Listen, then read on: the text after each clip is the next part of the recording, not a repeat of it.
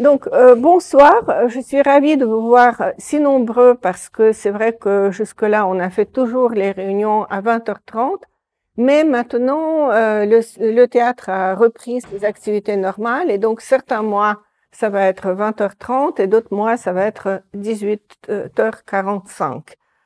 Je suis très honorée donc de recevoir aujourd'hui Luba Jürgenson, qui a écrit un ouvrage fondamental sur Chalamov, le semeur Dieu, et Nicolas Werth, que je ne dois même pas présenter parce que c'est peut-être le meilleur spécialiste du stalinisme et du goulag en France, qui actuellement se bat pour préserver le mémorial. Donc, il sera aussi question de cela.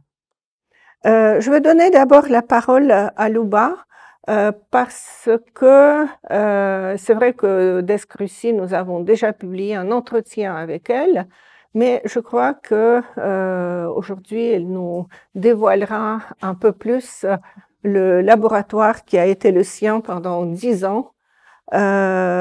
Comment, donc, Luba, pourquoi vous avez commencé à travailler sur ce sujet et pourquoi ça vous a pris tant d'années, 10 ans, je crois. Oui, au moins. Je n'ose pas, même pas le dire. D'abord, merci beaucoup pour cette invitation. Je suis impressionnée par le lieu, donc un peu intimidée.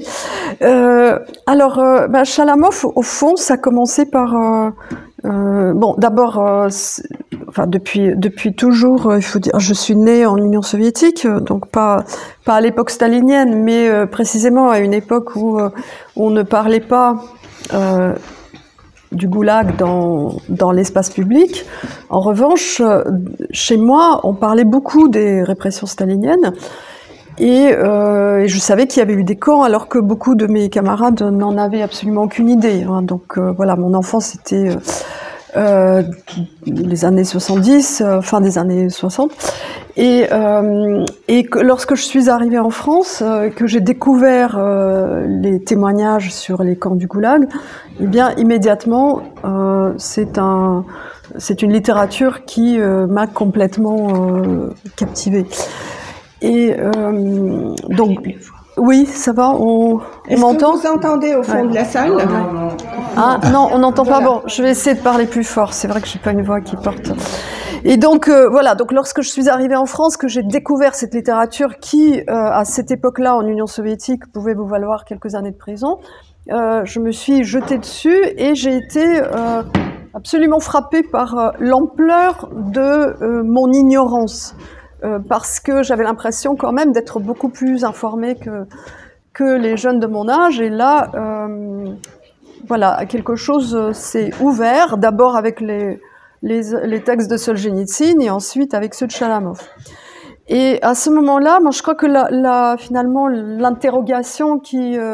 bon, enfin, il y avait deux choses. Je voulais absolument comprendre la nature de ce régime dont j'avais connu la dernière phase, enfin l'avant-dernière phase, celle de brejnevienne. Et je voulais aussi comprendre comment la littérature peut se confronter à cette réalité-là. Et au fond, le goulag qui est une sorte de réalité extrême, hein, tellement extrême que dans les témoignages, elle apparaît souvent comme fantastique. Et là, on se rend compte que l'hyper-réel, hein, bascule dans quelque chose qu'on ne peut pas comprendre, en fait, qui apparaît comme une fantasmagorie. Hein, on retrouve la même chose d'ailleurs chez les artistes qui ont peint ou qui ont dessiné des scènes du goulag comme des scènes fantastiques. Ça dépasse ce qu'on est capable de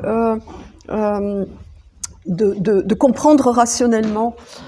Et c'est le rapport de la littérature au réel, voilà, qui m'a toujours intéressée mais pas n'importe quel réel. Hein.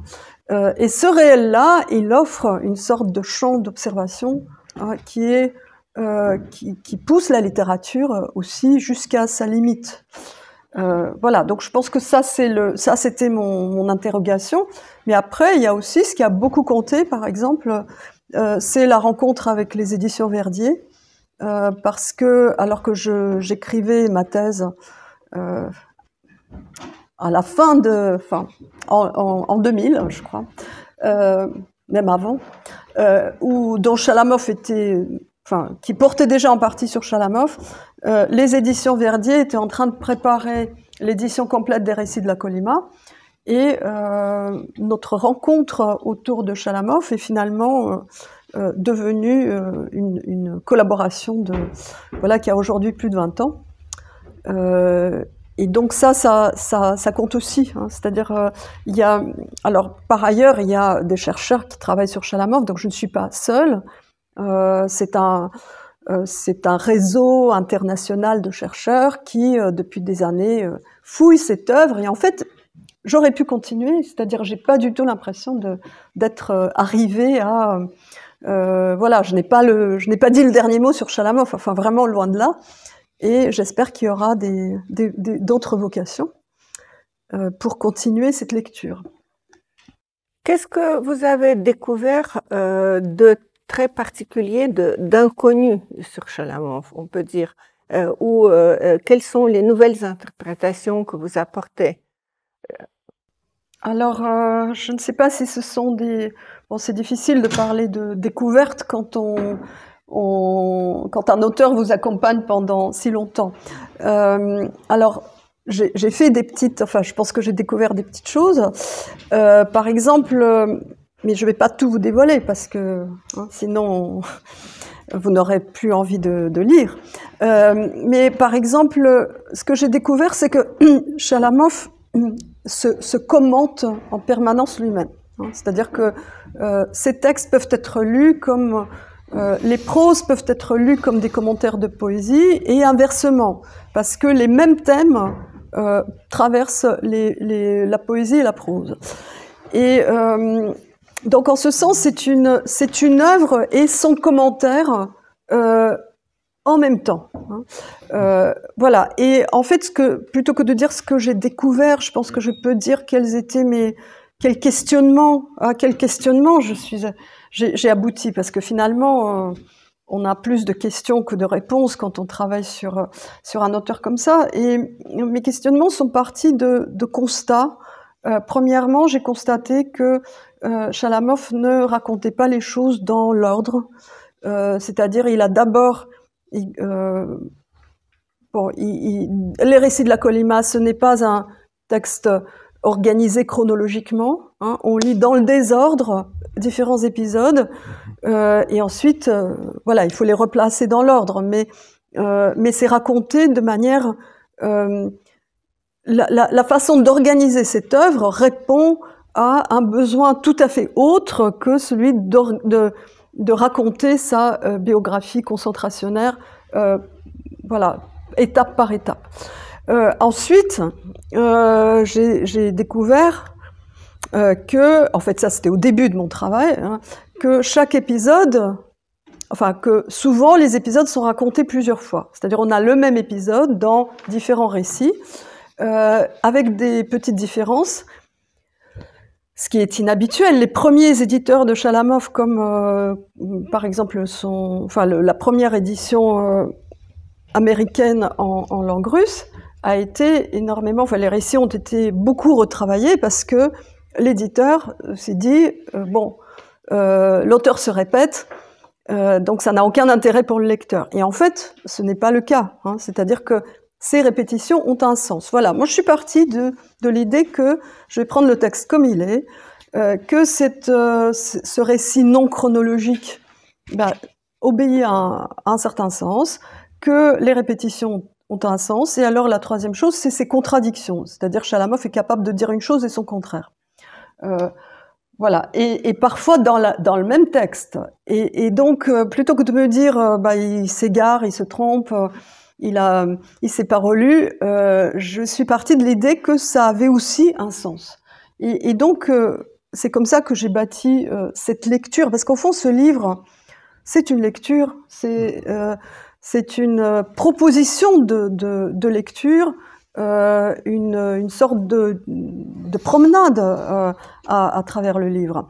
Voilà. Donc, en revanche, alors c'est pas une découverte, mais ce que j'ai essayé de faire dans ce livre et ce qui n'avait pas encore été fait, mais c'est peut-être dans l'air aujourd'hui, c'est de m'intéresser aussi à des récits qui n'ont jusqu'à présent suscité aucun intérêt, à savoir les récits d'avant les camps. Voilà, les récits qu'il a écrits au début des années 30, en fait d'avant la seconde arrestation, parce que Chalamov a été d'abord arrêté à la fin des années 20 pour une vraie activité d'opposition. Il faisait partie de l'opposition anti-stalinienne, et il a été arrêté à l'imprimerie clandestine où il diffusait un texte que l'on appelait le testament de Lénine, c'est-à-dire la lettre de Lénine au comité du parti dans laquelle il mettait en garde ses héritiers contre Staline et Trotsky. Évidemment, au moment où Staline prend le pouvoir, cette lettre ce document devient voilà, un motif d'arrestation. Et ensuite, il revient de cette première détention en 1931, et là, il tente de s'intégrer dans la vie littéraire soviétique.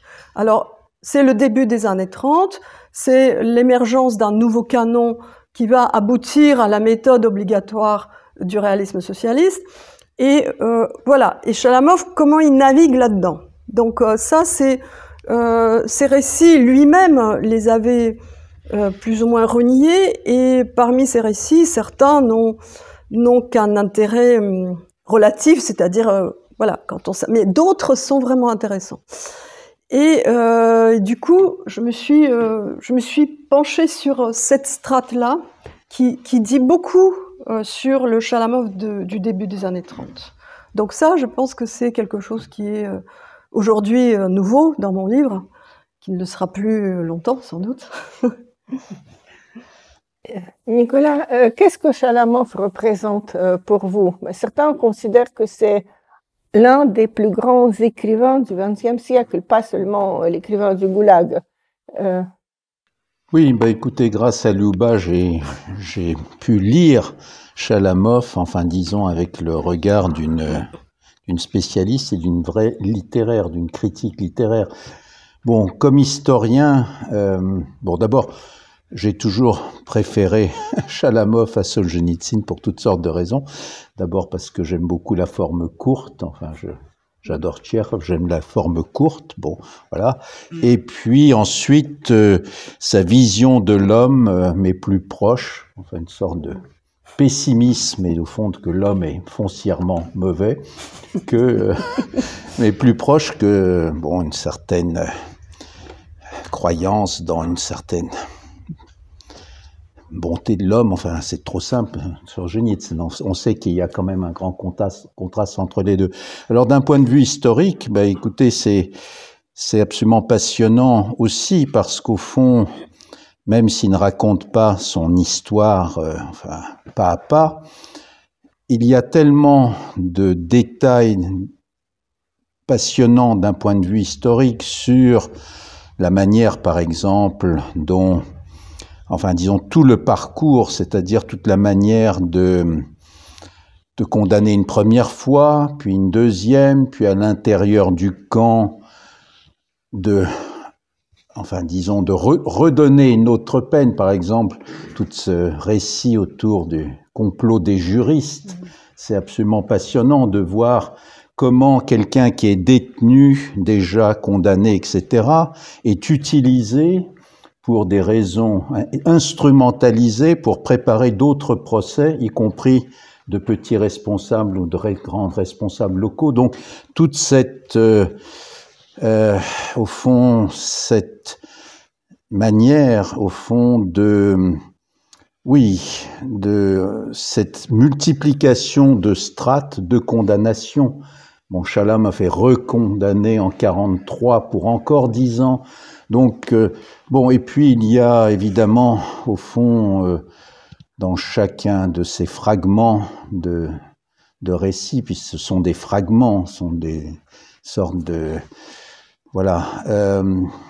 Pour l'historien, il y a énormément de choses à voir. En plus, il y a énormément de choses vraies. Il y a un article absolument extraordinaire que Luba cite longuement, enfin, de Raginsky sur justement la valeur historique d'un récit particulier de Chalamov. Bon, j'entre pas dans les détails, mais qui a une très grande importance sur la manière dont on fabriquait des choses pendant la Grande Terreur, par exemple. Donc, voilà, tout ceci est extrêmement utile et intéressant pour l'historien. J'aimerais vous demander, je pense que vous êtes peut-être la seule personne dans cette salle qui a visité la Colima. Luba a visité. Ah, Luba aussi. Il y a encore d'autres personnes? Ah, Nathalie, 3. Waouh. Parce que j'aimerais que vous disiez quelques mots pour que vous nous décriviez un peu cette Colima. Comment on dit 360 jours par an l'hiver et le reste c'est l'été, c'est ça à peu près? Oui, c'est ça, oui. Écoutez, la Colima, c'est... On le dit aussi, la région de l'extrême, le paysage du désastre. Alors, quand on va aujourd'hui à la Colima, d'abord on voit à première vue très peu de choses du camp, et en même temps il est partout. Enfin, je veux dire, la réalité concentrationnaire est partout. Quand on arrive à Magadan, on sait que tout ça a été construit par les détenus. Au fond, tout a été construit par les détenus. Donc le goulag est partout et en même temps, il n'est nulle part, puisque lorsqu'on va à la recherche des restes de camps proprement dit, on ne trouve presque plus rien. Et là, il y a une grande évolution. Regardez, par exemple, c'est magnifique, ceux qui connaissent, qui s'intéressent à la question, il y a ce magnifique album de photos de Thomas Kijny qui était allé à la Colima au début des années 90. Et là, il a pris des clichés extraordinaires sur les restes de camps. Je suis allé en 2011, donc 20 ans après lui, dans ces mêmes lieux exactement où était Thomas Kijny, et on ne trouvait quasiment plus rien. Donc en 20 ans, si l'on reste simplement, si on s'intéresse au lieu même, au grand camp de la Colima, Vutogichag, Kinjao, etc., ceux qui sont cités par Chalamov, il ne restait plus rien. Alors pourquoi plus rien? Bon, d'abord parce que ces baraquements, tout ce qui était en bois a disparu. Et déjà en 91, il y avait très peu de baraquements en bois. Il y avait les constructions en dur, mais il y avait encore des structures métalliques, par exemple. Tout ce qui était plus durable. Mais dans les années 90, 2000, 2010, au fond, il y a une telle misère que, au fond, les gens locaux simplement allaient ramasser des câbles, des trucs métallorum, vous voyez les trucs en métaux pour les vendre. Et donc, ils ont participé à ce désossement, si vous voulez, des structures du camp. Donc, on a eu la nature, plus ça, il ne restait plus rien. Il ne restait pratiquement plus rien. Et en même temps, il restait tout, puisque tout était construit, la route, les bâtiments. Alors ça, c'est une première strate. Et l'autre strate, au fond, celle qui est la plus apparente, c'est qu'au fond, qu'est-ce qu'on voit aujourd'hui dans ces malheureux villages ou petits bourgs de la Colima, ces bourgs liés au camp, on voit ces bâtiments des années 50, 60, Khrouchtchev, tout ça, qui sont complètement à l'abandon. Donc c'est comme une ville fantôme. On va à Jagodne par exemple, il y avait peut-être à l'apogée, au début des années 50 ou même dans les années 60, peut-être 20 ou 30 000 habitants. Il en reste peut-être 2000 maintenant. Donc on a ces bâtiments, ces structures urbaines post-staliniennes ou de l'époque stalinienne, mais aussi après, qui sont en ruine, qui tombent en ruine avec tout est fermé. Donc il y a quelque chose... À la limite, vous qui connaissez Pripyat, qui êtes allé là-bas, il y a quelque chose de ça. C'était pas un désastre nucléaire, mais ça a été le désastre de l'abandon de ces régions qui ont été artificiellement mises en valeur et qui sont mortes, qui meurent à petit feu maintenant. Donc, il y a, vous voyez, ces strates différentes au fond, du désastre soviétique, le désastre goulagien et le désastre post-goulagien, enfin de l'abandon de ces zones sans perspective dans les années 70, 80, 90. Et voilà, donc ça fait un effet extraordinairement étrange et on est, à la limite, c'est quelque chose qui... Bon, j'étais allé avec ma fille, entre autres, qui était une jeune artiste. Enfin, à la limite, pour un artiste, c'est quelque chose qui est extraordinaire, enfin, d'un certain côté. Ça n'est plus réel, et justement, ça pense à ce que vous avez dit au début, on est dans une sorte de fantastique, presque. Oui. Qu'est-ce qui reste aujourd'hui? À un moment donné, il y avait plusieurs camps qui étaient visitables, comme Perm 36. Qu'est-ce qui reste aujourd'hui de ces, on peut dire, camps transformés en musées? Il en reste très peu, mais il y en a. J'ai eu la chance, la dernière fois que je suis allé en Sibérie en 2018, il y a un camp Tougatch à peu près 200 km de Krasnoïarsk, qui est une initiative tout à fait extraordinaire. C'est un petit camp qui appartenait au Siblag,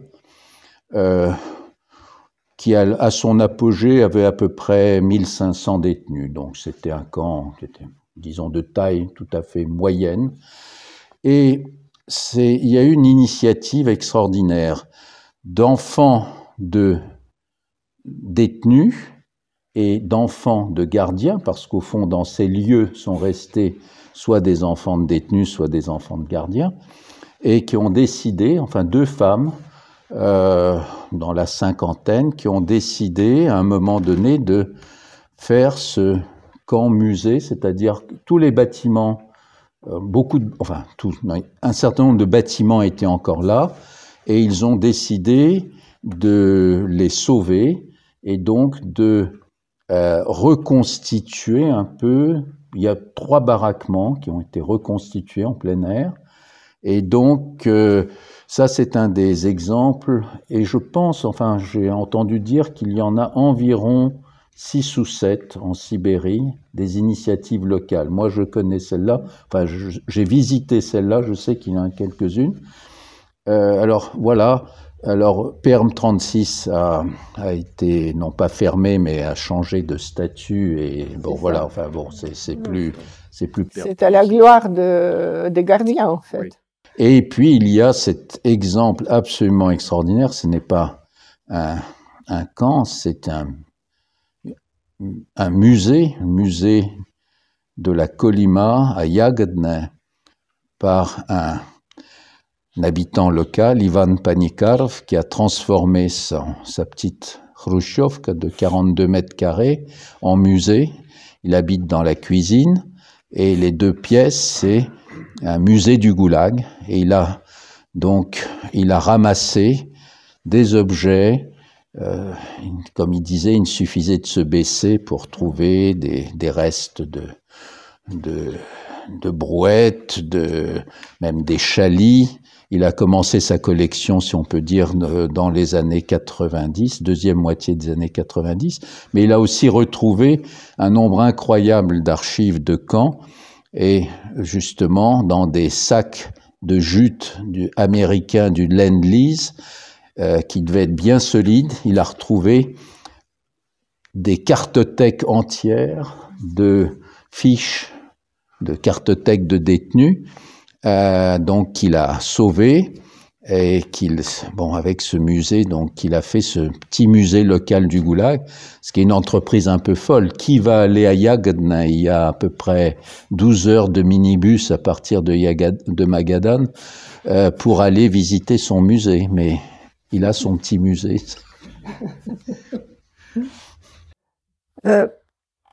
Luba, mais par exemple, je sais que vous êtes allés aussi ensemble à Medvedegorsk et que vous avez connu encore Yuri Dmitriev. Non, il était déjà arrêté? En fait, moi, je suis allée on n'est pas allés ensemble, je suis allée donc à Medvedegorsk vous finirez votre question peut-être. Oui. Oui, non, mais ce que je voulais dire, c'est que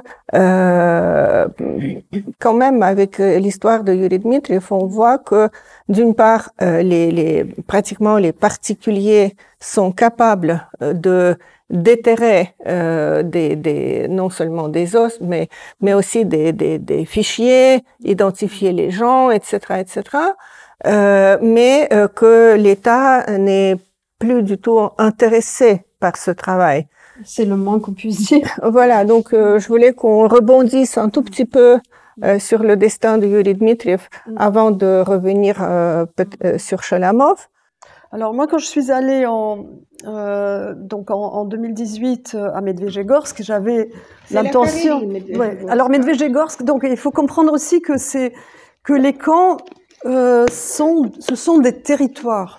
C'est-à-dire, c'est pas un camp avec une clôture et des miradors. Bon, il y a ça bien sûr, mais que l'entreprise concentrationnaire, qui en fait s'étend sur l'ensemble du pays, est aussi à la fois une force industrielle, une force coloniale, et que donc les camps ont des capitales. Voilà, Magadan, c'est la capitale du Dalstroy, qui était le trust qui gérait la Kolyma, et ce sont aussi du coup des organes territoriaux qui viennent parfois supplanter toutes les autres institutions, les soviets, le parti, et qui deviennent les maîtres de ces territoires. Et Medvedegorsk, c'était la capitale du camp et du territoire du canal Baltique-Mer Blanche, qui était donc le premier grand chantier stalinien. Et voilà, donc je suis allée dans cette région qui est la Carélie russe, dans l'intention aussi de rencontrer Dmitriev, mais au moment où je suis arrivée, il venait d'être arrêté la deuxième fois, donc je n'ai pas pu le voir. J'ai vu un peu ses collaborateurs, je me suis rendu compte qu'ils avaient peur. Et du coup, j'ai visité le lieu sur lequel se sont portées les polémiques et l'effort du gouvernement de réécrire l'histoire. C'est un charnier qui se trouve pas loin de Medvedegorsk, donc un charnier de la Grande Terreur, que l'on a appelé Sandarmor ou Sandarmor, il y a deux façons de le dire. Donc il y a un livre d'Irina Fligue qui raconte toute la bataille mémorielle autour de ce lieu, que Nicolas a traduit et préfacé. Voilà, donc et du coup moi j'ai visité cet endroit non pas avec Dmitriev mais avec le directeur du musée ethnographique de Medvedegorsk, où une partie était dévolue au Goulag. Et à cette époque-là, donc on était en juin 2018, j'ai vu qu'il s'attendait aussi à être arrêté, et ça n'a pas manqué. Donc il a été arrêté 2 mois après les commémorations du 5 août annuelles à cet endroit, et il est mort en prison. Et ce qui m'a frappé dans ce lieu, là, il y a alors, à la différence de la Kolyma, peut-être, ou alors, c'est comme disait Nicolas, les traces du Goulag sont partout et nulle part, c'est un lieu où il n'y a pas de séparation entre les traces du camp et la vie actuelle. C'est-à-dire, il y avait un hôpital du camp à l'époque, et c'est toujours l'hôpital du camp, enfin des prisons de la région, avec un énorme mur et des barbelés et des miradors. Il y avait des baraquements à l'époque, et aujourd'hui, ces baraquements ont été réhabilités et ils servent de maison à des gens qui habitent là.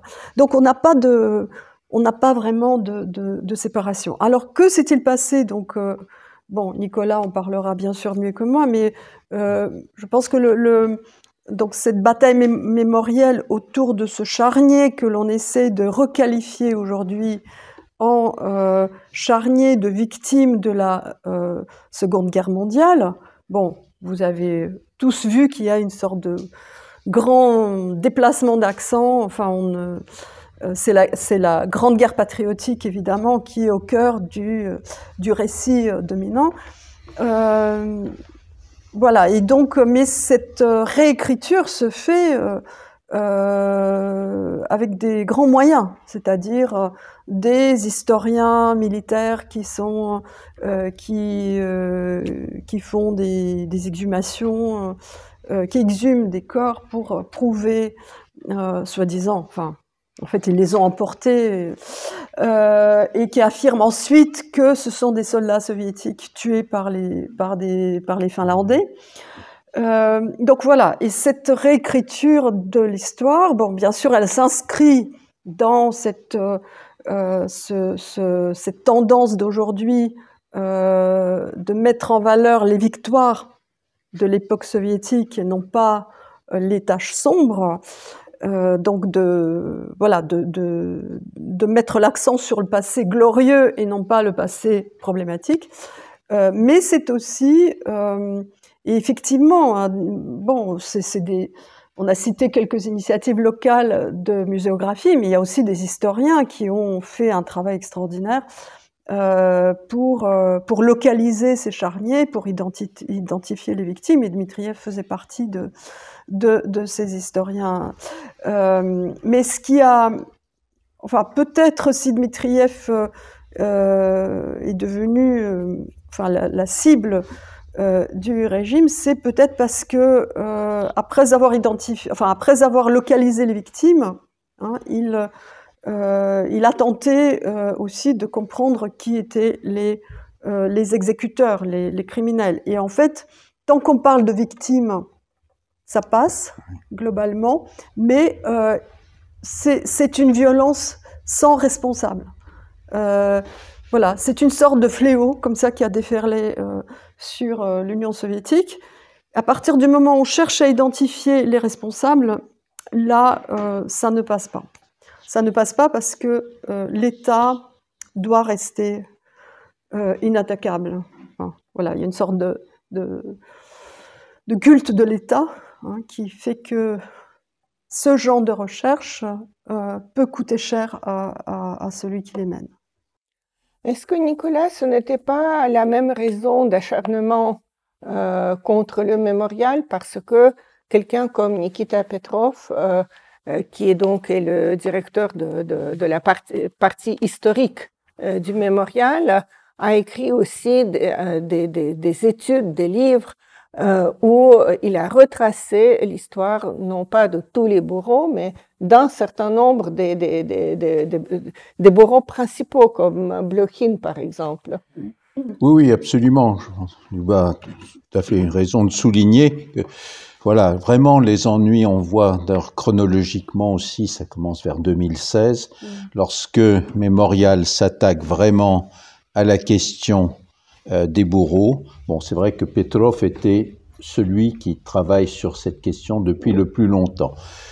Mais il y a un magnifique article très, très documenté d'une journaliste à propos de Yuri Dmitriev qui montre que il a été vraiment persécuté par le responsable du FSB de Carélie, dont le père était un des exécutants de 1937. Hein. Voilà. Et donc, il a ensuite été promu d'ailleurs au Kremlin, enfin parmi les conseillers assez directs de Poutine. Et donc, voilà, il y a eu, enfin, on a bien montré qu'il a été ciblé pour ça.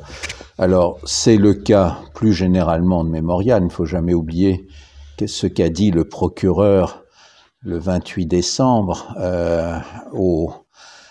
dans son réquisitoire contre Mémorial, que Mémorial donne une vision fausse, enfin, faux, c'est-à-dire qui va à l'encontre de la vérité, puisque je rappelle qu'au fond, dans il ne faut jamais oublier que dans la Constitution enfin l'amendement à la Constitution en 2020,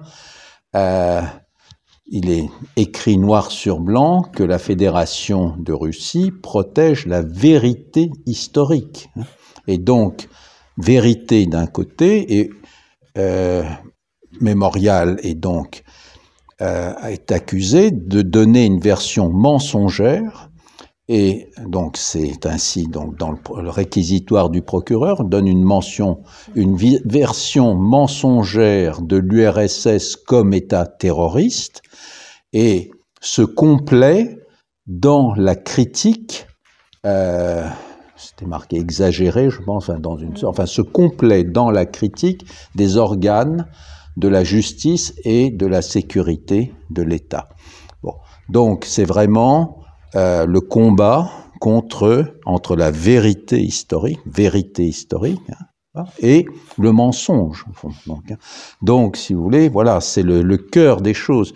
Même si officiellement, d'après le début de l'incrimination qui a été menée contre Mémorial, donc dans la demande du parquet général du 11 novembre, il s'agissait de violations répétées de la loi de 2012 sur les agents étrangers. Mais enfin, la véritable raison, c'est que, voilà,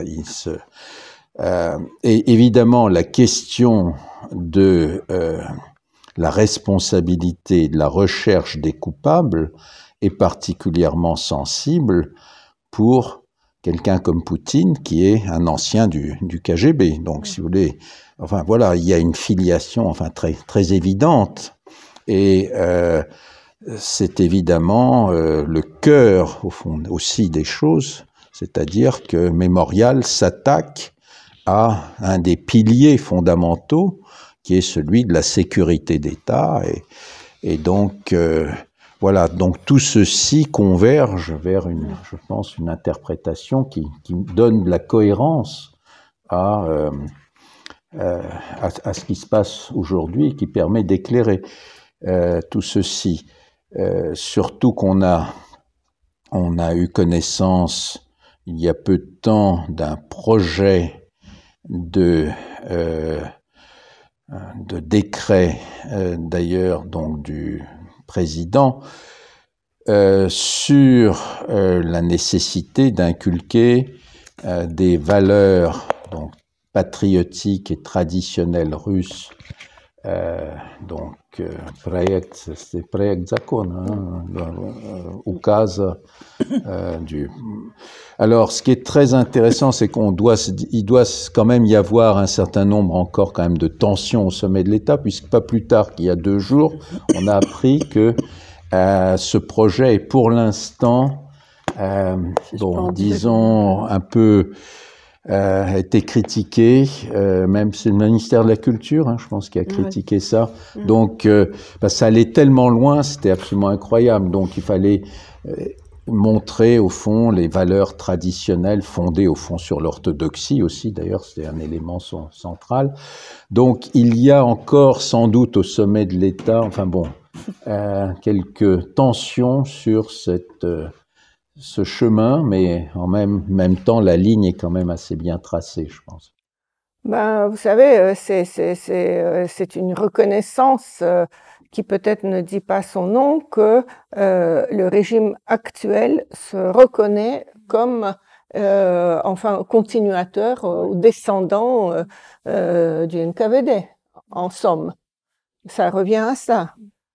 Écoutez, avant de continuer le débat sur le mémorial et aussi donc les conséquences pour aujourd'hui, j'aimerais encore poser une question à Luba qui m'a dit dans l'entretien que nous avons publié à Descrucy que Chalamov est aujourd'hui en quelque sorte plus acceptable pour le régime que Solzhenitsyn. Moi, j'ai toujours pensé, à vrai dire, que c'était l'inverse, tout simplement parce que Solzhenitsyn, quand il est rentré, il était très, comment dirais-je, il était très nationaliste. Il prenait cette idée de création d'une grande fédération slave, y compris même le Kazakhstan du Nord.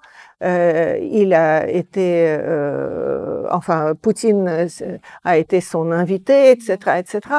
Comment ça se fait? Voilà. Alors j'ai été moi-même très étonnée et bon, les choses sont évidemment pas absolument carrées, mais effectivement, Solzhenitsyn avait reçu Poutine. Il a sa rue à Moscou, qui est l'ancienne rue du marxisme. C'est un peu bon, mais et puis il est dans les programmes scolaires. Hein. Mais ce qu'il faut voir, c'est que, alors ça c'est la partie visible de l'iceberg. Mais en même temps, quand on va sur Internet, on se rend compte à quel point il y a des protestations, notamment contre le fait d'étudier Solzhenitsyn à l'école. Il y a eu alors le monument qu'on lui a érigé, qu'on a érigé en son honneur à je crois que c'était à Vladivostok, a été vandalisé. En fait, il y a énormément de protestations contre cette figure qui est considérée comme, il est considéré comme un traître par beaucoup de gens. Pourquoi donc? Eh bien, bon, d'abord parce qu'il a vécu dans l'émigration pendant très longtemps et que même son retour finalement n'a pas racheté cette donc c'est un vendu, il a touché de l'argent occidental. Bon, c'est un argent étranger un peu. Mais surtout, ce qui le rend en fait aujourd'hui absolument incompatible avec le régime actuel, et je ne sais pas comment il se débrouille là pour le programme scolaire, c'est ce qu'il a écrit dans l'archipel du Goulag. C'est-à-dire aujourd'hui, Solzhenitsyn irait en prison. Parce que je ne sais pas si vous avez le souvenir précis des 3 volumes de l'archipel, mais la moitié est consacrée à la question justement de la Seconde Guerre mondiale, de la Grande Guerre patriotique. Et tout ce que Solzhenitsyn dit sur la guerre va complètement à l'encontre de la vision triomphante d'aujourd'hui. Il parle du désastre, des désastres militaires de l'armée rouge. Il parle de tous ceux qui sont retrouvés, de tous ces prisonniers soviétiques qui ont péri dans les camps allemands et qui étaient considérés comme traîtres par leur pays. Donc lui, ce qu'il dit, c'est que ce ne sont pas eux qui ont trahi la patrie, mais c'est la patrie qui les a trahis. Et il va jusqu'à, peut-être pas justifier, mais comprendre les Vlasoviens, enfin les collaborateurs, hein, ceux qui ont, y compris ceux qui ont tourné les armes contre l'armée rouge. Il les comprend en ce sens que il s'agit de, en fait, cette collaboration la collaboration a été massive dans les territoires qui avaient été dévastés par les famines, par la terreur, et qui se sont donc, voilà, Solzhenitsyn le montre comment une partie de ces gens s'est tournée ensuite vers les Allemands comme en voyant en eux des libérateurs. Alors il ne s'agit pas d'approuver ça, il ne l'approuve pas vraiment, mais il se montre compréhensible, ce qui aujourd'hui est totalement impossible. Donc c'est pour ça que alors il y a quelque chose dans la culture russe qui fait qui fait qu'elle est, c'est Yuri Lotman qui en avait parlé, qui fait qu'il y a des blocs binaires comme ça. On aime Pouchkine ou Lermontov, on aime Dostoïevski ou Tolstoï, on aime Tsvetaeva ou Akhmatova, et on aime Solzhenitsyn ou Chalamov. Donc il y a une sorte de... alors comme Solzhenitsyn et Chalamov eux-mêmes, enfin, on finit par... ils ont d'abord été assez proches, puis la relation s'est dégradée, ils sont devenus ennemis. Et du coup, il y a deux groupes aujourd'hui qui s'affrontent en quelque sorte, les Solzhenitsyens et les Chalamoviens. Et voilà. Et la reconnaissance de Chalamov s'est faite en quelque sorte au détriment de Solzhenitsyn, avec la mise en évidence de cette dimension très problématique pour le régime d'aujourd'hui de l'œuvre de Solzhenitsyn. Alors que Chalamov, lui, pendant la guerre, il était en camp. Hein. Et il n'en dit strictement rien, sauf une phrase dans un récit où il dit oui, j'ai entendu dire que c'était la guerre. Ça ne m'a pas ému plus que si ça avait été une guerre en Uruguay. Voilà, tellement il était exténué et tellement loin de tout ça. En fait, ça. Bon, et donc ne s'étant pas prononcé du tout sur la guerre, il est d'une certaine façon récupérable comme patriote russe et soviétique. Il l'est aussi, voilà, parce que, alors ce qui permet cette interprétation aussi, hein, c'est que au début des années 70, en 72, il a été amené alors que plusieurs éditions de ses récits, bon, pas toujours satisfaisantes, il faut bien le dire, avaient vu le jour en Occident, donc il les a reniés officiellement dans une lettre à la Gazette littéraire. Et ce document qui, au fond, comment dire, ne méritait pas plus d'intérêt que ça, parce que tout le monde faisait ça un peu. Je veux dire, Pasternak l'avait fait, Solzhenitsyn lui-même l'avait fait pour une autre raison. Donc c'était... il y avait une logique, on publiait en Occident si on ne pouvait pas publier en URSS, et puis lorsqu'on était coincé, on disait, voilà, on disait non, c'est pas moi, c'est ces affreux capitalistes qui m'ont publié, mais je n'y suis pour rien et je les condamne. Voilà, donc c'était un peu logique, mais ce document est devenu aujourd'hui une pièce maîtresse dans les polémiques sur Solzhenitsyn et Chalamov, et un enjeu capital dans cette récupération de Chalamov comme patriote, écrivain soviétique, puisqu'il dit évidemment dans cette lettre « Je suis un honnête écrivain soviétique ». Là, il faut le prendre à la lettre et voilà. Donc Chalamov devient un honnête écrivain soviétique et Solzhenitsyn est un vendu. Et voilà, donc comment les choses se renégocient. Oui, oui. Moi, je me demande qu'est-ce que vont devenir les livres comme Vie et Destin, Tout passe, Vladimov, le général et son armée. Est-ce que vous pensez que ce sera interdit bientôt? Est-ce que il y a des lois qui, par exemple, interdisent de comparer le régime soviétique et le régime nazi? Oui, c'est vrai. Mais bon, on peut prévoir le passé, mais pas le futur, comme on le sait selon la formule. Bon, oui, donc je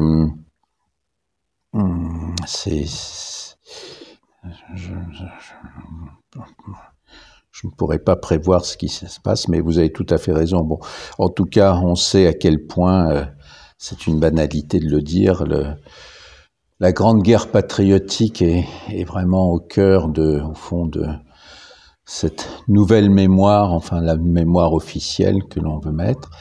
Et bon, je pense que vous avez bien expliqué pourquoi Solzhenitsyn ne correspond plus à ce canon. Et on sait aussi à quel point c'est au cœur de la polémique idéologique avec l'Ukraine, avec les fascistes ukrainiens. Et donc, voilà, si vous voulez, ça aussi, je pense qu'à côté du môle sécurité, FSB, KGB, il y a ce môle, enfin, qui permettent beaucoup de comprendre de choses au prisme de la Grande Guerre patriotique, qui aussi explique beaucoup de choses dans le conflit avec l'Ukraine, puisqu'on on ne les traite au fond que comme des fascistes, hein.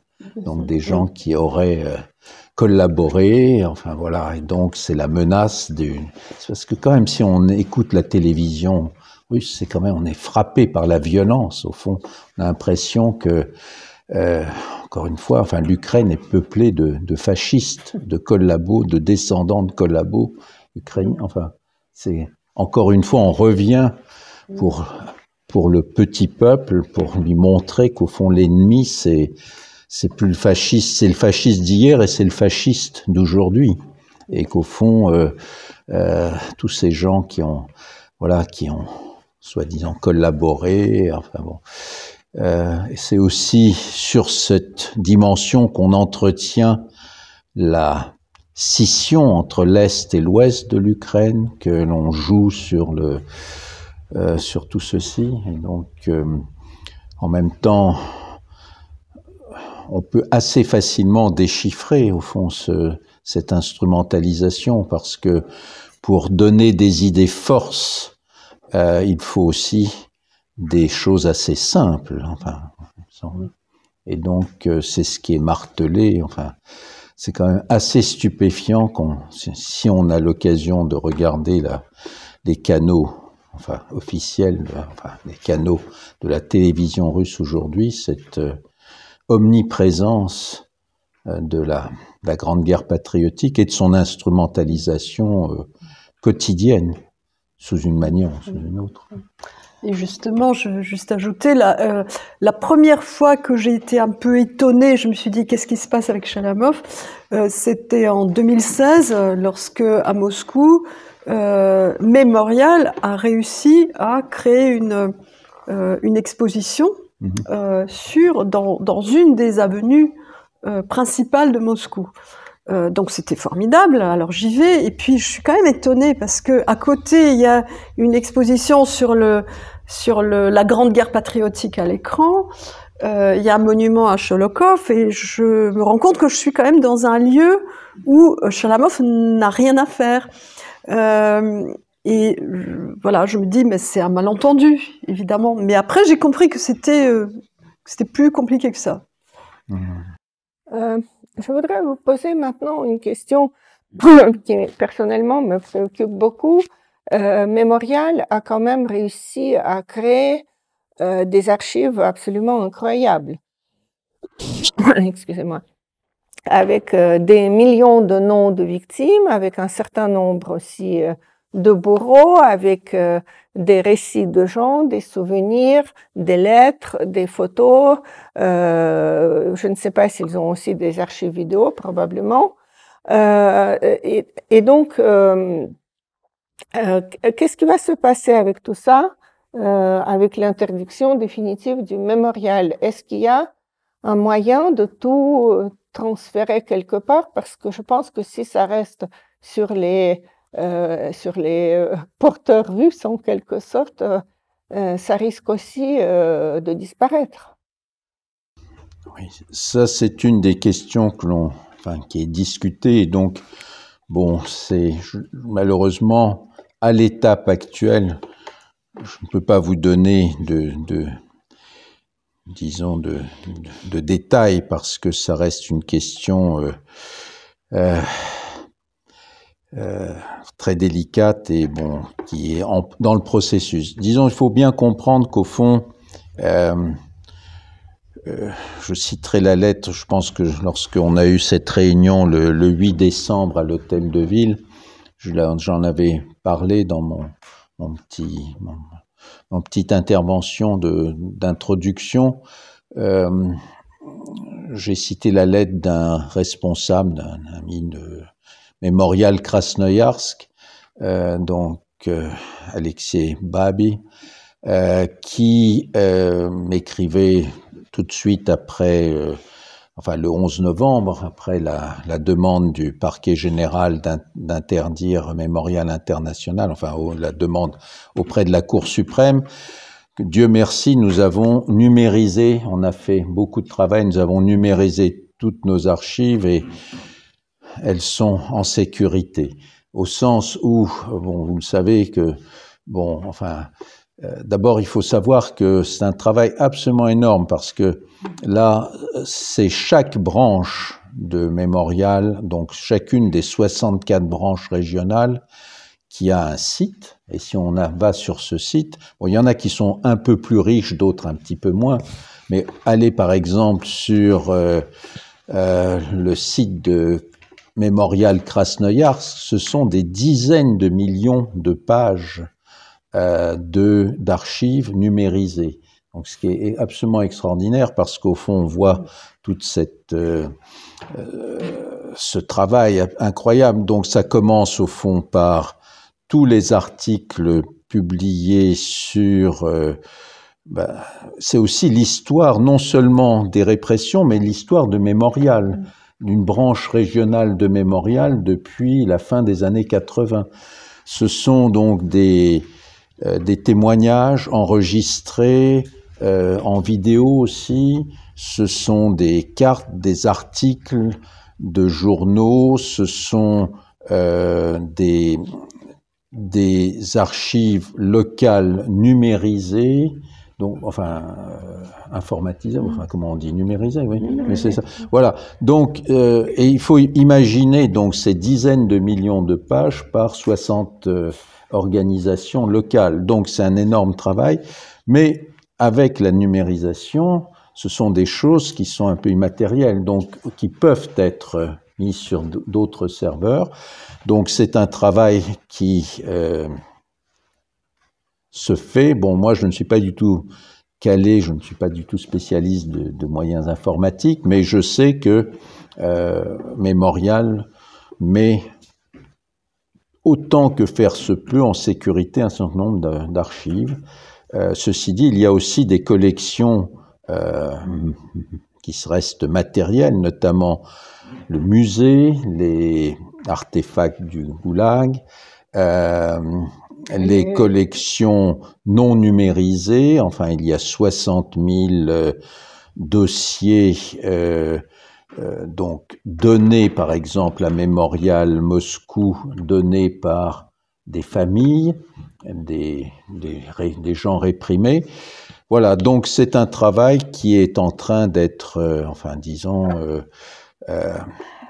au fond, un des buts, on a eu encore une réunion tout à l'heure, c'est évidemment de sauvegarder autant que possible ces collections absolument inestimables et je pense que ça sera fait d'une certaine manière et on espère voilà, de la manière le plus efficace possible. C'est très compliqué, mais je pense il doit y avoir des solutions. En tout cas, c'est la préoccupation numéro 1 aujourd'hui de Mémorial. Et vous savez que le processus de liquidation, ça va pas se faire du jour au lendemain. C'est un long processus qui va prendre des mois.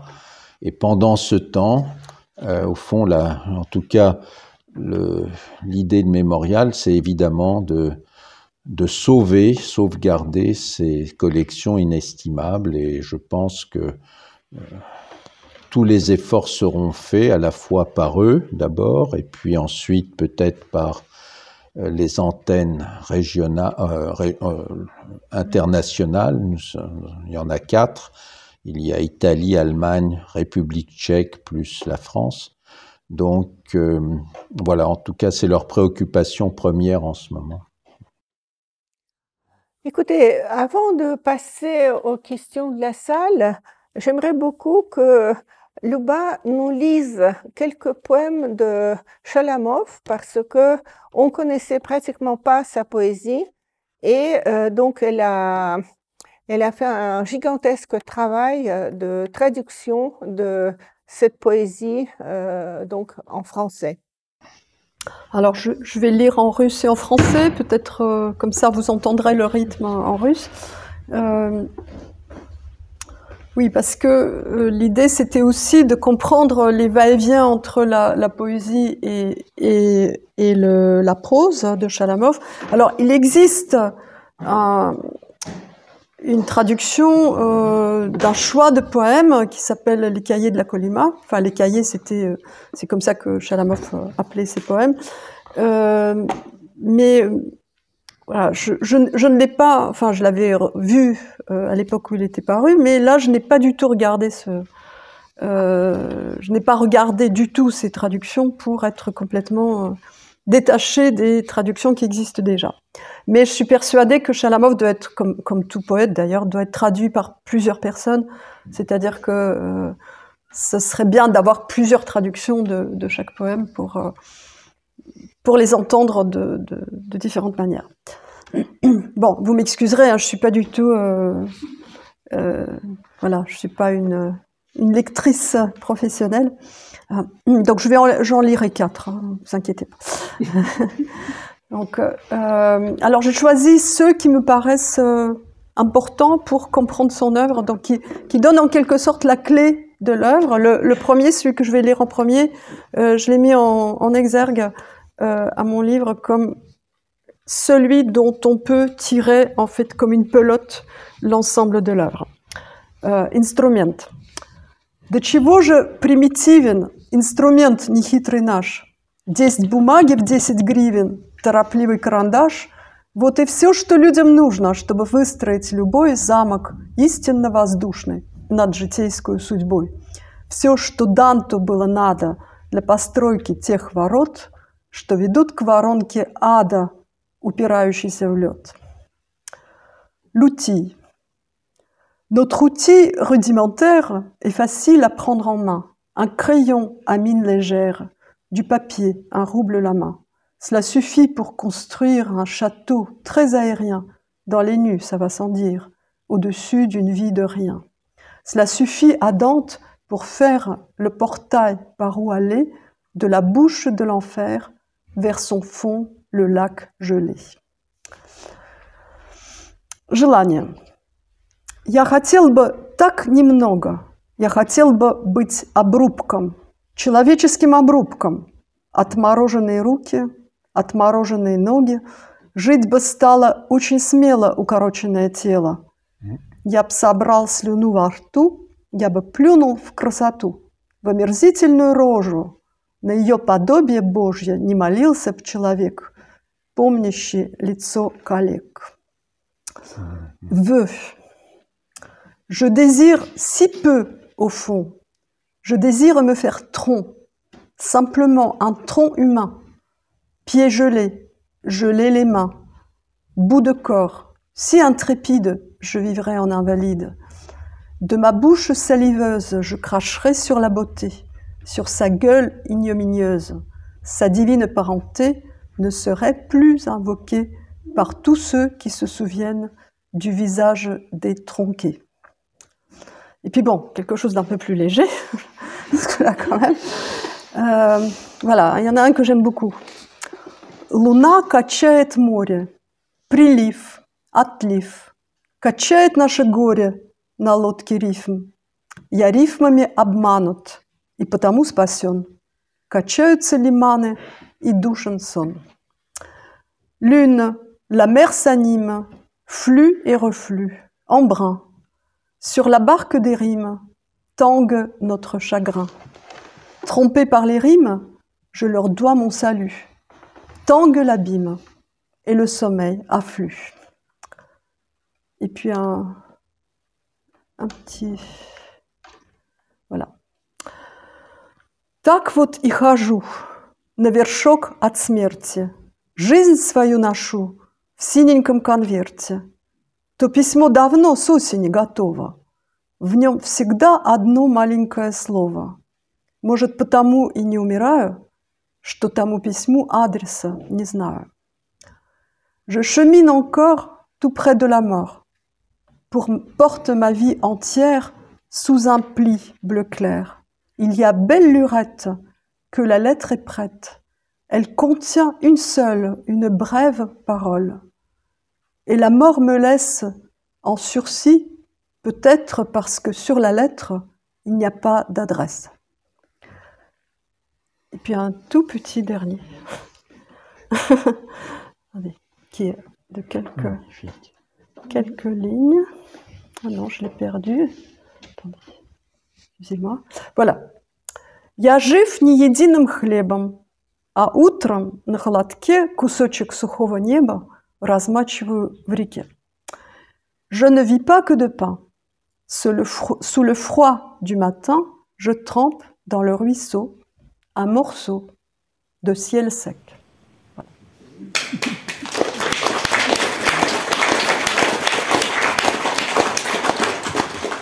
Écoutez, je ne veux pas monopoliser la parole.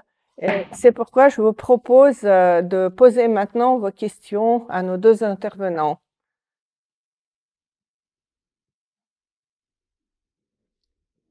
Je ne vois pas les mains levées. Ah oui, monsieur. Oui. Alors, je ne sais pas si c'est vraiment une question. Je suis un peu naïf. Vous savez, il y a un mémorial de la Shoah, un centre documentaire d'archives ouvert à tout le monde dans le 4e à Paris. Il ferait beaucoup d'argent, mais j'imagine un mémorial du Goulag, peut-être à Paris, à Berlin, je ne sais pas, où tout le monde pourrait venir consulter les archives, discuter avec des historiens, etc. Voilà, c'est une idée. Hein? C'est Moscou qui va payer. Non, je dois trouver des oligarques, mais qui ne soient pas pour... Mais vous savez, c'est ça peut-être la grande différence entre la Russie et l'Ukraine, parce que en Ukraine, pratiquement toutes les archives sont déclassifiées. Il y a énormément de recueils qui ont déjà été publiés de toutes sortes de choses. Alors que en Russie, justement, on est en train de tout simplement détruire la mémoire. Mais la question, est-ce que on aura la possibilité de recréer un mémorial virtuel au moins? Moi, je pense que c'est totalement indispensable. Oui, enfin, vous savez, il y a déjà, si vous regardez, il y a un musée virtuel du Goulag, un des sites de Mémorial Saint-Pétersbourg, qui a mis sur pied Irina Flig, qui a écrit ce magnifique livre sur Sandarmor. Donc, ça fait longtemps que nos amis de Mémorial travaillent sur du virtuel, hein, bien sûr. Je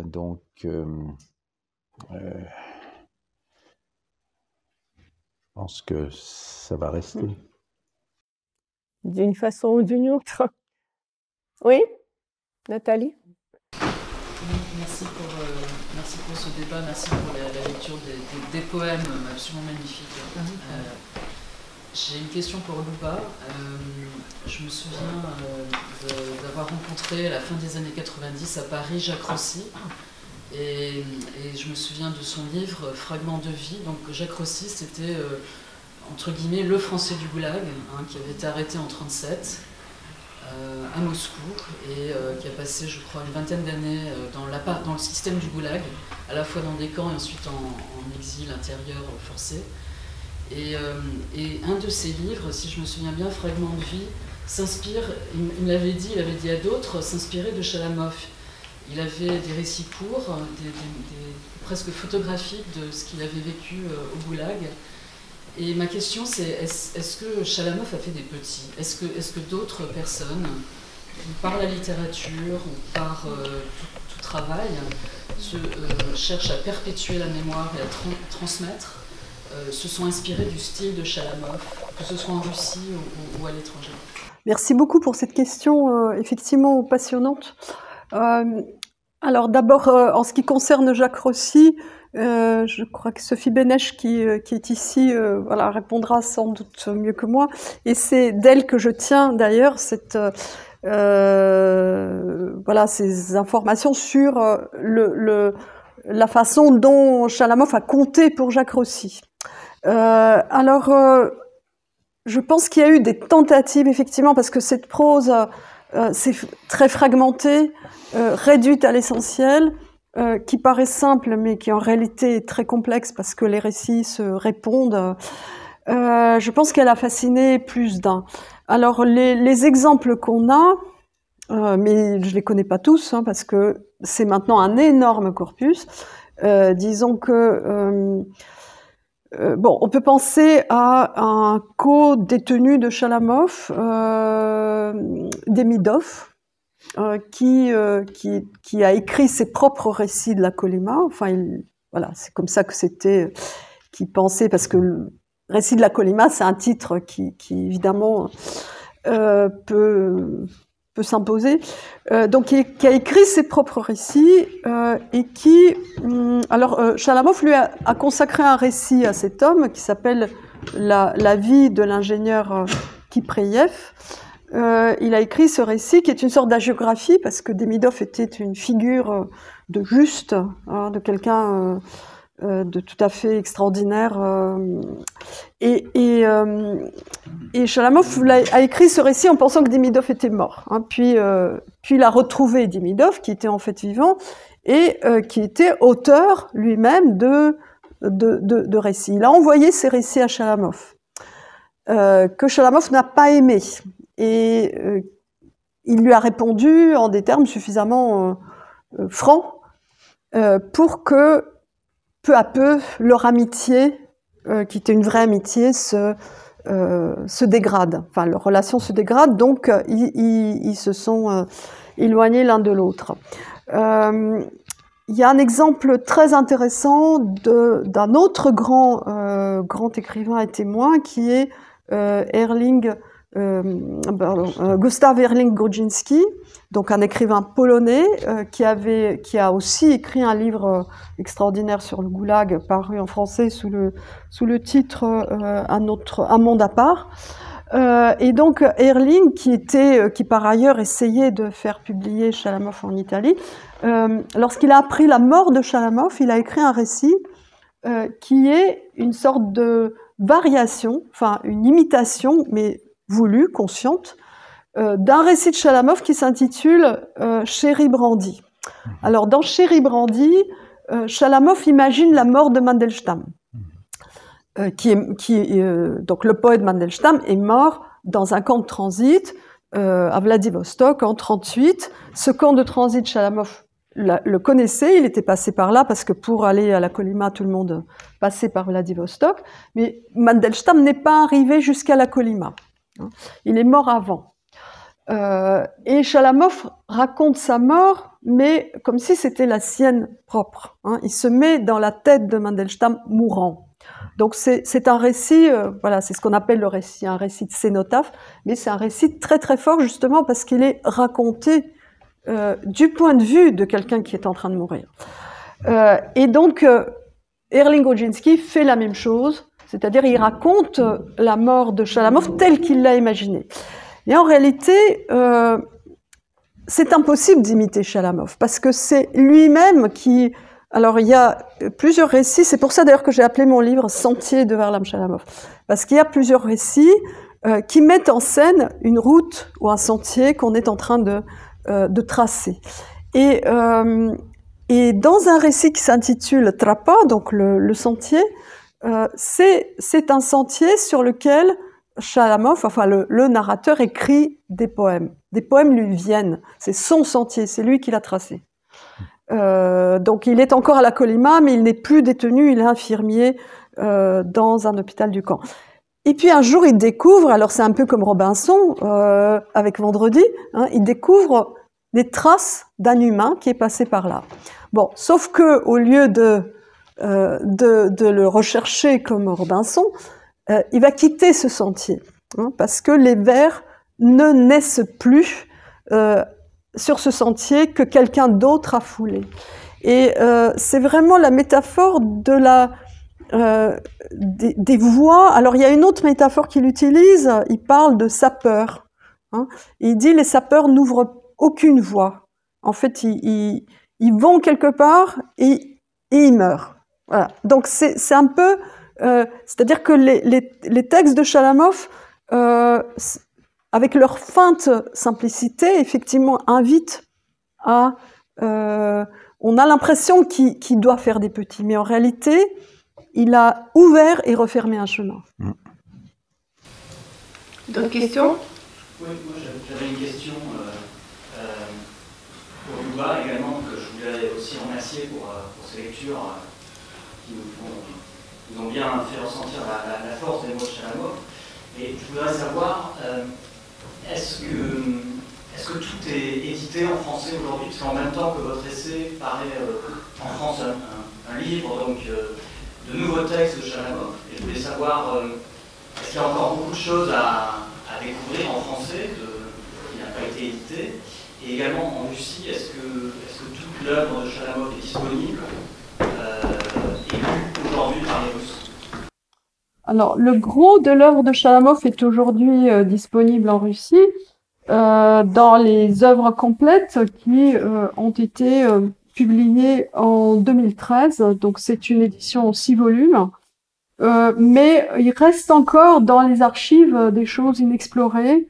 Donc, voilà, il y a certainement... Alors, ce serait plutôt des textes... de l'ordre d'égaux documents, enfin des égaux documents, c'est-à-dire des carnets, ou une partie de la correspondance.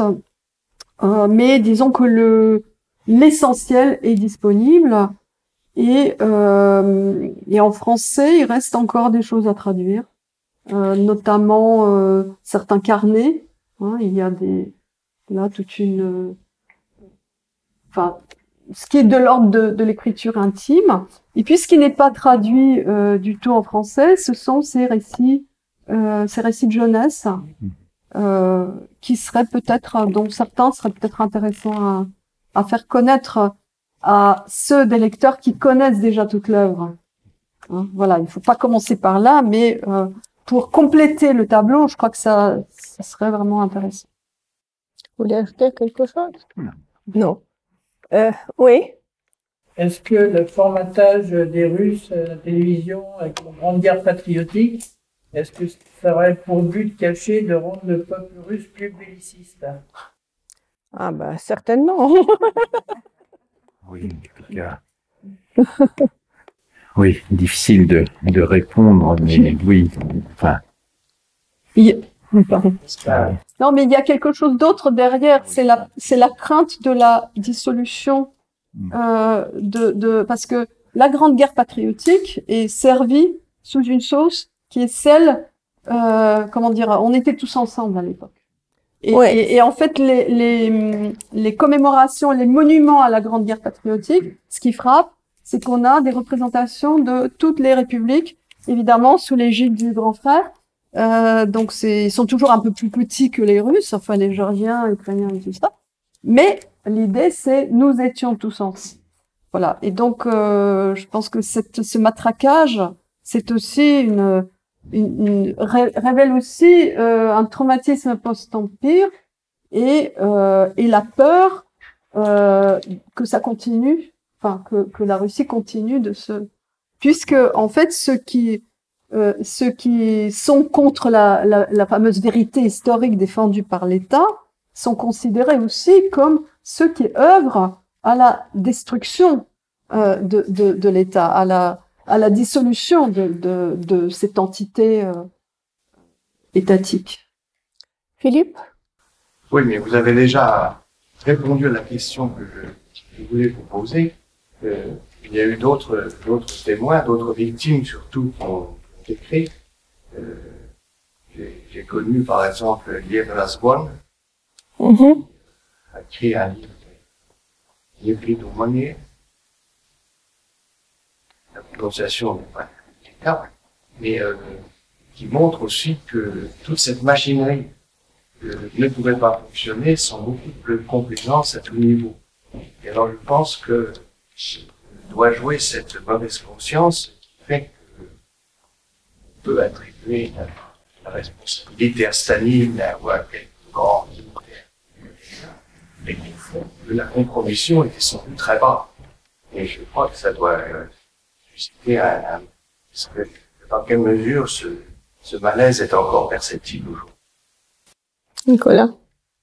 Oui, vous avez tout à fait raison. Oui, bien sûr que le système ne pouvait pas marcher simplement avec Staline et des membres du Politburo et même du comité central. Il fallait qu'il y ait une participation massive, et il y a eu une participation massive, ce qui rend d'ailleurs extrêmement complexe la définition de bourreau et victime, puisqu'au fond, plus que nulle part, toute la question de la zone grise est importante et centrale lorsqu'on parle du goulag, puisque il y a évidemment une complexité autrement plus importante, une dissolution aussi des limites entre victimes, bourreaux, que nulle part dans n'importe quel autre système totalitaire, puisque évidemment le bourreau devenait victime et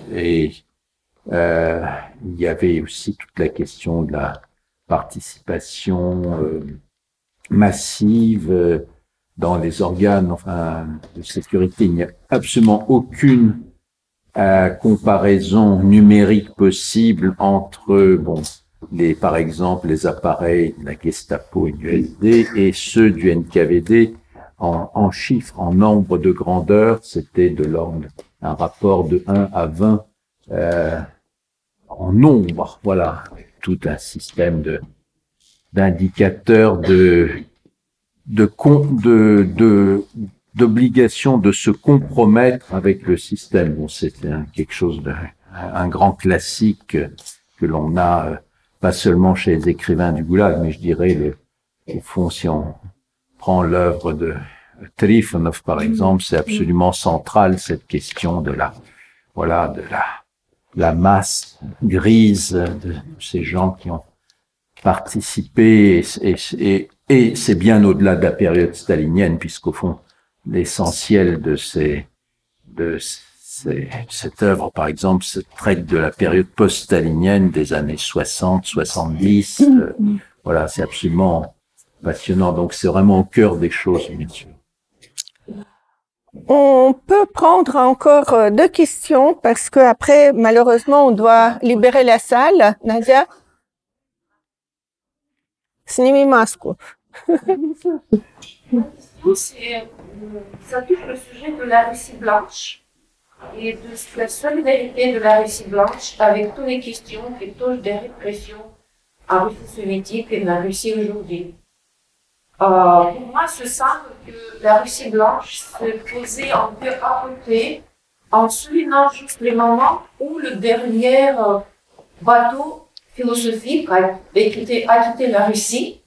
Et maintenant, on compare cette période de Poutine comme l'avion des journalistes qui quittent la Russie aujourd'hui. Mais la Russie blanche soit un fantasme parce qu'il ne voit pas cette continuité de Poutine et du système qu'il a produit d'aujourd'hui et de Lénine qui intimider leurs proches. Je ne comprends pas pourquoi ça fonctionne. Est-ce que vous avez compris la question? Oui. Écoutez, de toute façon, c'est une question extrêmement complexe, mais disons que un des grands absents, au fond, vous le savez, d'aujourd'hui, c'est Lénine dans l'affaire. Et au fond, toute la période révolutionnaire, post-révolutionnaire, s'il y a une période dont on ne parle pas, c'est bien celle-là. Donc, c'était la tragédie nationale, encore une fois, de la séparation entre les rouges et les blancs. Et au fond, cette pauvre révolution de 1917, ces révolutions passent dans les poubelles de l'histoire aujourd'hui. On n'en parle plus. Et alors, évidemment, c'est tout un nouveau pan, parce qu'au fond, dans ma génération, la question qu'on se posait, c'est, voilà, Lénine, Staline, est-ce que ça a commencé sous Lénine? Ça pourrait changer sous Staline. Mais aujourd'hui, dans la nouvelle configuration fantasmagorée, de Poutine, Lénine, il a disparu du tableau, ce qui est assez extraordinaire, quand on y pense. Et on est, et encore une fois, le grand moment d'union, de grandeur, c'est la Grande Guerre patriotique. Mais alors, on ne sait plus ce qui se passe avec cette révolution. Et on met le 4 novembre comme fête à la place du 7. Vous savez tout ça. C'est vrai que c'est une extraordinaire ironie et tragédie de l'histoire que, alors la Russie blanche dans ce tableau, vous voyez, toutes ces choses extraordinairement intéressantes autour de, voilà, disparaît totalement, au fond. Dernière question, s'il y en a, parce que vous entendez, il y a le grondement derrière. Il y aura un spectacle ici dans moins d'une demi-heure. Voilà. Oui. Monsieur Nicolas Vert, on a vu la dernière exposition de Mémorial France à Limoges, au musée de la Résistance, sur les goulags. Très bien fait, c'est-à-dire avec un livre superbement édité. Les deux questions. Est-ce que d'autres villes en France ont accueilli cette exposition? Et oui. Est-ce que ça augurerait bien, peut-être pour la première, de la possibilité d'un musée mémorial virtuel? Est-ce que les conditions sont réunies pour avoir assez de soutien pour la création d'un tel musée? Alors, oui, j'ai été contacté pour cette exposition. Le premier et le seul, enfin, 2 endroits ont exposé cette exposition qui est entièrement, au fond, montée avec l'aide de Mémorial, de Russie, puis c'est eux qui ont donné les objets, enfin, etc. C'était Grenoble, le musée de la Résistance de Grenoble.